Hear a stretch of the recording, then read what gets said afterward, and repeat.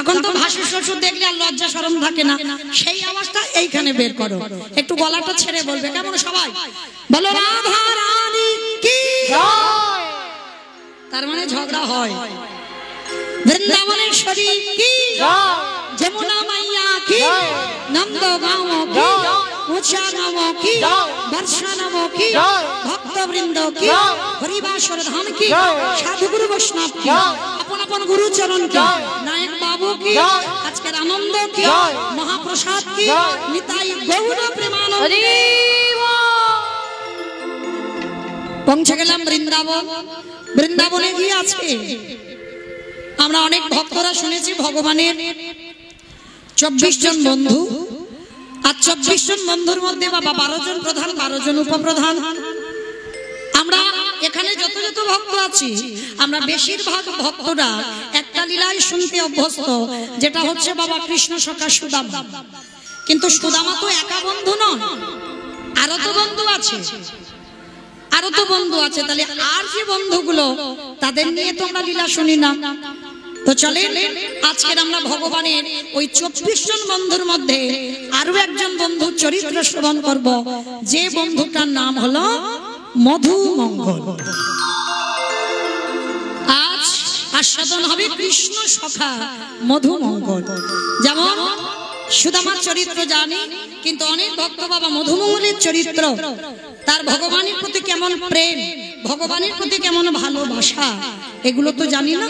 তো আজকের আমরা সবাই আস্বাদন করব এই ভগবানের বন্ধু মধুমঙ্গলের কথা। চলে মাইরা, সেই যে ভুলে যাওনি তো, আমার দাদা ভাই আপনাদের জন্য একটা মূল্যবান সম্পদ রেখেছে। আর বেশিক্ষণ নয়, আর 1 ঘন্টা পরে আপনাদের বিছানা করে দিয়ে আমি চলে যাব।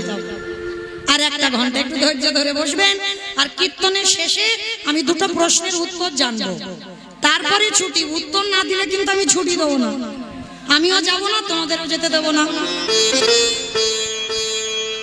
যাবে না বাবা? আমার বাবা বলছে সারা রাত যাবো না তো আমি। ঠিক আছে, আমিও থাকবো। বলি তুমি যদি থাকতে পারো আমি থাকবো। বেশ, তো চলে আজকের আমরা সবাই প্রবেশ করি লীলায়। দেবর্ষি নারদ, ভালো করে শুনবে মা, আস্তে আস্তে, কোনো কথা হবে না। দেবর্ষি নারদ মনে মনে চিন্তা করলে, অনেকদিন মরতে যাইনি, আজ আমি একটু মরতে যাব।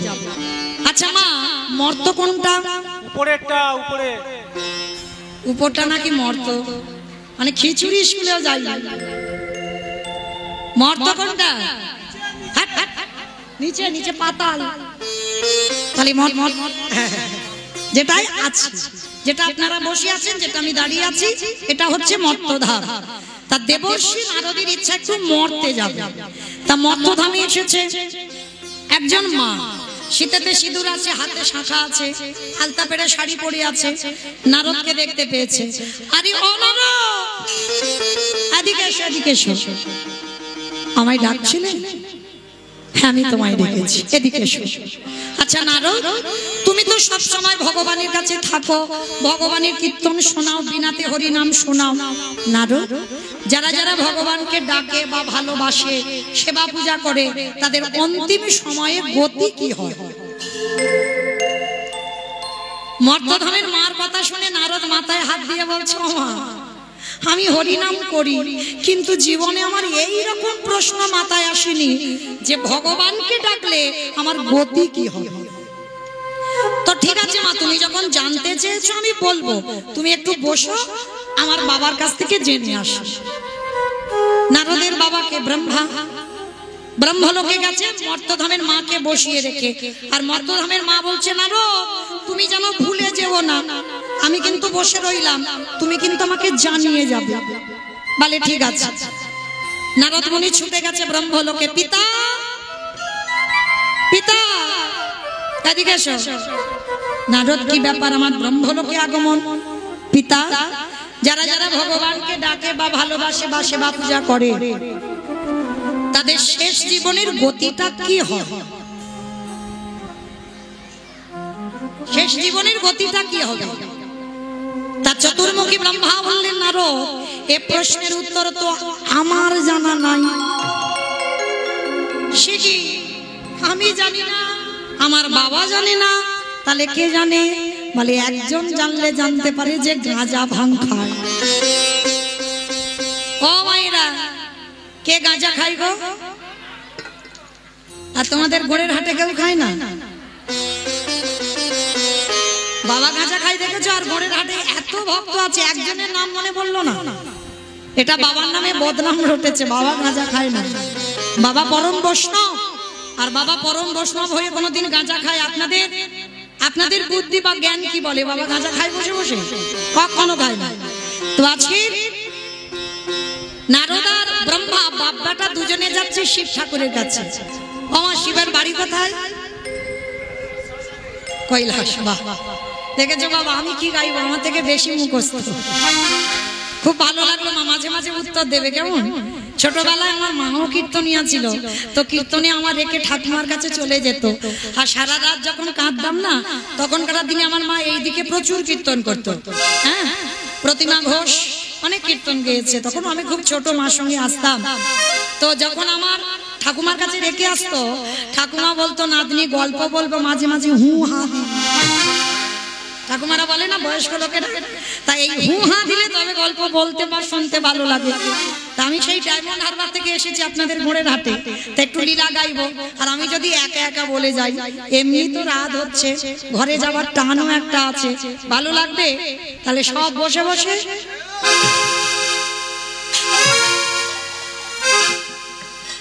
ঘুম পাবে না, ওই জন্য মাঝে মাঝে একটু আমি বলবো, একটু হু হা দেবে, ভালো লাগবে। তাহলে শিব ঠাকুরের বাড়ি কৈলাস। কৈলাসে নারদ আর ব্রহ্মা গেছে, গিয়ে বাবাকে খুঁজে পাচ্ছে না। নন্দী বলো, ভেঙ্গি, আরে বাবা কোথায়? ও বাবার তো কৈলাস ছাড়া একটা খুব প্রিয় জায়গা আছে, বলো তো কোন জায়গা? বাবার শ্মশানটা খুব প্রিয়। আচ্ছা, আর একটা প্রশ্ন, বাবার বাহনটা কি? ইঁদুর। ইঁদুর বাবার বাহন নাকি ইঁদুর? ষাঁড় মানে বৃষ। এইবার ধ্যানা যোগে দেখছে বাবা কৈলাস ছেড়ে শ্মশান, আর শ্মশানে গিয়ে কি করছে জানো? বাবা ঘুরে বেড়ায় ষাঁড়ের পিঠে, ও বাবা চড়ে বেড়ায় ষাঁড়ের পিঠে। আমার বাবা বুড়ো শিবি গো, বাবা বুড়ো আমার বাবা বুড়ো শিবি গো, বাবা বুড়ো। বাবা চড়ে বেড়ায় ষাঁড়ের পিঠে, ঘুরে বেড়ায় ষাঁড়ের পিঠে। আমার বাবা বুড়ো শিবি গো, শিবি গো। ওই মন্দিরে রে বাবা বুড়ো শিব গো, মন্দিরে রে বাবা বুড়ো শিব গো, মন্দিরে রে বাবা বুড়ো শিব। আরে শ্মশানে মশানে থাকি ছাই ভাষ্য গায়ে মাখে, শ্মশানে মশানে থাকি ছাই ভাষ্য গায়ে মাখে, শ্মশানে মশানে থাকি ছাই ভাষ্য গায়ে মাখে। শ্মশানে মশানে থাকি ছাই ভাষ্য গায়ে মুখে হরি হরি বলে গো, হরি হরি বলে, মুখে হরি হরি বলে গো, হরি হরি বলে। চড়ে বেড়াই ষাঁড়ের পিঠে, বাবা ঘুরে বেড়াই ষাঁড়ের পিঠে। আমার বাবা বুড়ো শিবি গো, শিবি গো। ওই মন্দিরে রে বাবা বুড়ো শিব গো, মন্দিরে রে বাবা বুড়ো শিব গো, মন্দিরে বাবা বুড়ো শিব। নারায়ণ নারায়ণ নারায়ণ। হে ভোলেনাথ, বড় দায়ে পড়ে ছুটে এসেছি তোমার শ্মশানে। কি ব্যাপার নারদ? মর্তধামের এক মা জানতে চেয়েছে, যারা যারা ভগবানকে ডাকে, ভালোবাসে, সেবা করে, একাদশী করে, তার শেষ জীবনের গতিটা কি হয়? বাবা ভোলানাথ হেসে বলছে, নারদ, হে প্রশ্নের উত্তর তো আমার জানা নাই। শিখি, আমি জানি না, আমার বাবা জানে না, তুমি জানো না, তাহলে জানে কে? বলে একজন জানলে জানতে পারে, যে নামের নামী। ও বাবা, নামের নামী কে? ভগবান। যার নাম শুনছেন, যার নাম গাইছি, বলে চল। এইবার বৈকুণ্ঠপতি নারায়ণের কাছে গেছে কে? বাবা ভোলানাথ, ব্রহ্মা, আর নারদ। তিনজনে গিয়ে ডাকছে, প্রভু প্রভু বলো, যারা যারা তোমায় ডাকে, ভালোবাসে, সেবা পূজা করে, তাদের অন্তিম দশাটা কি হয়? করজোর করে বৈকুণ্ঠপতি নারায়ণ বলছে, নারদ, এ প্রশ্নের উত্তর তো আমার জানা নাই। শিখি, তুমি ভগবান, তোমার নাম ত্রিভুবনে জীবগায় শোনে, আর তুমি জানো না? বলে না। তবে হ্যাঁ, তোমার এই প্রশ্নের উত্তর তারাই দেবে। কারা প্রভু? যারাই আমার নামে ভালোবাসে, যারাই আমার নাম বদনে উচ্চারণ করে, ওই যে শয়নে স্বপ্নে নিদ্রায় জাগরণে জানা কৃষ্ণ ছাড়া জানে না, কৃষ্ণ ধ্যান, কৃষ্ণ জ্ঞান, কৃষ্ণ চিন্তা, কৃষ্ণ মরণ, কৃষ্ণ জীবন। চলে যাও তার কাছে, আর সেই পারবে তোমার প্রশ্নের উত্তর দিতে। ঠাকুর, তুমি নির্দিষ্ট করে বলো, সে ভক্ত আছে কোথায়? ভগবান বলছে, সে ভক্ত আছে মর্তধাম। মর্ত? ঠাকুর মর্তে ভক্ত? ওরা তো খেতে যায়, ঘুমাতে যায়, আর সিরিয়াল দেখতে যায়, আর মোবাইল দেখতে যায়। ভগবান হেসে বলল, নারদ, ওরা খাক, ঘুমাক, টিভি, মোবাইল যাই দেখে, ওর ভিতরে আমার এমন এমন ভক্ত আছে যাদের চরিত্র শুনলে তোমার হৃদয়টা দুলে উঠবে। ঠিক আছে ঠাকুর, তাহলে চলো দেখি কোন ভক্তের বাড়ি যাব। দাঁড়াও, আমরা এই রূপে যাব না। চারজনে বৈষ্ণব রূপ ধারণ করলেন, ব্রহ্মা, বিষ্ণু, মহেশ্বর আর নারদ। নামগুলো মনে রাখবে মা, শেষে কাজে লাগবে।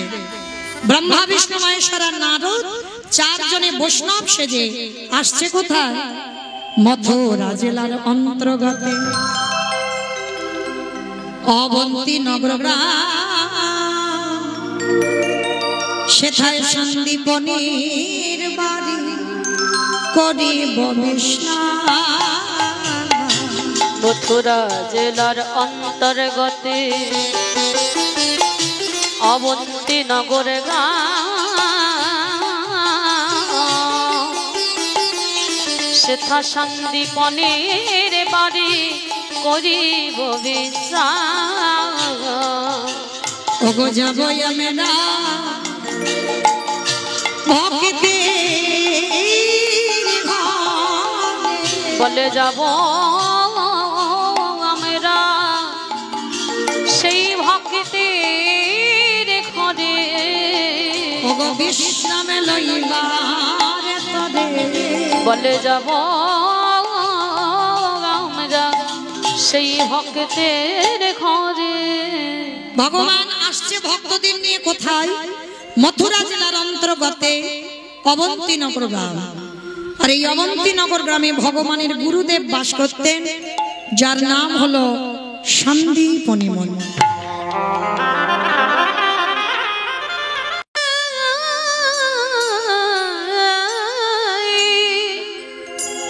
কারো না এই জীবের নিস্তার লাগে, নিস্তার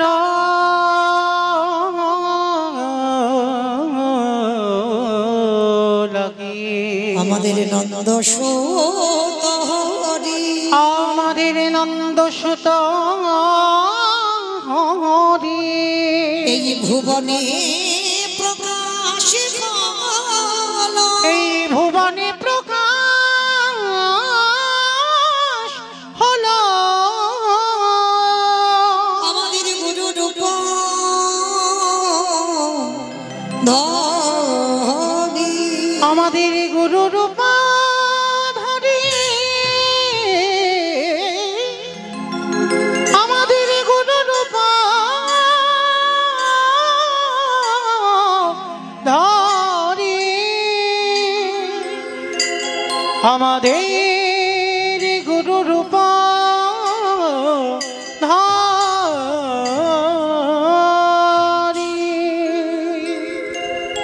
জানি তাই জয় রাধেশ্যাম, জয় জগন্নাথ, জয় মহাপ্রভু, হরে কৃষ্ণ, জয় রাধে, জয় রাধেশ্যাম। সমবেত শুধু কৃষ্ণ অনুরাগী, গৌর অনুরাগী, মাতৃমণ্ডলী, পিতৃমণ্ডলী, আহুত অনাহুত অভ্যাগত এই গ্রামবাসী বৃন্দ, যারা আমার রাধা গোবিন্দে, যারা আমার গৌর নিতাই রাতুল চরণ আশ্রয় গ্রহণ করেছেন, তাহাদের সবাকার চরণে রইল আমার কোটি কোটি দণ্ডবত। তারপরে জানাই, এখানে যত সাধুগুরু ব্রাহ্মণ বৈষ্ণব আছেন, তাদের সে পাদ পদ্মে রইল আমার ভক্তিপূর্ণ দণ্ডবত প্রণাম। তারপরে জানাই বাবা, আমি আমার পিতামাতার চরণে, আমার শিক্ষা গুরু দীক্ষা গুরুর চরণে অনন্ত কোটি কোটি দণ্ডবত প্রণাম। তারপরে যাদের কথা না বললে মাগো সব থেকে বড় ভুল হবে, সব থেকে বড় অপরাধ হবে, যে বাড়িতে প্রতি বৎসরের ন্যায় হরিনাম সংকীর্তনের আয়োজন, ভক্ত সেবা, ভক্ত পদধূলা, সাধুগুরু বৈষ্ণবদের আগমন, যিনি আজকের কঠোর পরিশ্রম করে যাদের ঐক্লান্তিক প্রচেষ্টায় প্রতি বৎসরের ন্যায় এই হরিনাম সংকীর্তনের আয়োজন যারা করেন, আমার মতো অধম কীর্তনিয়া মৌমিতা ঘোষ, আমি আমার সম্প্রদায়ের তরফ থেকে সর্বাগ্যে তাদের চরণে জানালাম কোটি কোটি দণ্ডবত প্রণাম। প্রণাম জানালাম একটা কারণে বাবা,